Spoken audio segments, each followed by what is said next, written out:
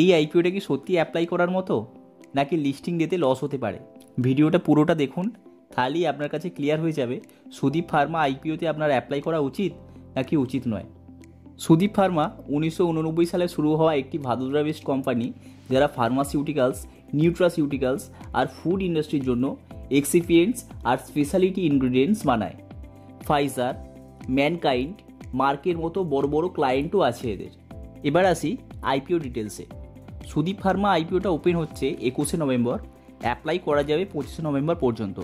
আইপিওটার issue size আছে 895 কোটি, যার মধ্যে ফ্রেশ ইস্যু প্লাস ওএফএস দুটোই আছে।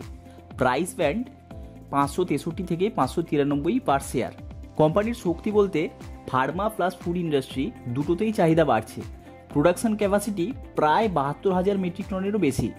গ্লোবালি একটা স্ট্রং ক্লায়েন্ট বেস আছে। এক্সপেনশনের জন্য এরা ক্যাপেক্স ব্যবহার করবে, মানে ভবিষ্যতে প্রোডাকশন বাড়াতে চায়। এ কারণে গ্রে মার্কেটেও ডিম্যান্ড দেখা যাচ্ছে। তবে কিছু ঝুঁকিও আছে। ওএফএসের পোর্শনটা অনেকটাই বেশি, মানে প্রমোটাররা শেয়ার বিক্রি করছে। র মেটেরিয়াল প্রাইস বা এক্সপোর্ট রুলস যে কোনো সময় লাভের ওপর চাপ ফেলতে পারে। আর ভ্যালুয়েশন একটু হায়ার সাইডেই আছে। এখনও ভাবছেন অ্যাপ্লাই করবেন কি না? চলুন আপনার জন্য আরও একটু সহজ করে দিই। আজ পর্যন্ত যা জিএমপি আছে তাতে লিস্টিং গেইন 15 to 20% হতে পারে, যদি মার্কেট সেন্টিমেন্ট ভালো থাকে।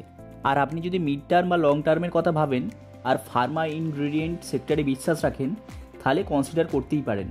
এটাই ছিল সুদীপ ফার্মা আইপিও নিয়ে একটা কমপ্লিট রিভিউ। আপনি কি এই আইপিওতে অ্যাপ্লাই করবেন?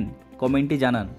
ভিডিওটা ভালো লাগলে লাইক, শেয়ার আর সাবস্ক্রাইব করতে একদম ভুলবেন না। আবার দেখা হচ্ছে আগামী ভিডিওতে। ধন্যবাদ।